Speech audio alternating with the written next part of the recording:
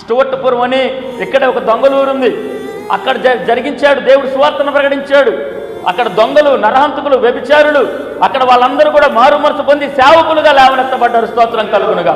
నీ కుటుంబం నుంచి ఎంతమంది సేవకులు బయటకు వచ్చారు? నీ కుటుంబంలోంచి ఎంతమంది ప్రార్థనా పరులు బయటకు వచ్చారు? నీ ఊరిలోంచి ఎన్ని సంఘాలు కట్టబడ్డాయి?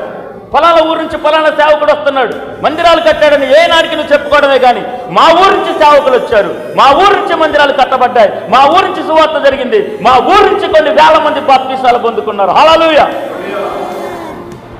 అదే దేవుడు వాపోతా ఉన్నాడు, దేవుడు మొత్తుకుంటా ఉన్నాడు, అయ్యా మీ మధ్యలో అద్భుతాలు చేశాను కానీ మీకు మారు మనసు కలగలేదు.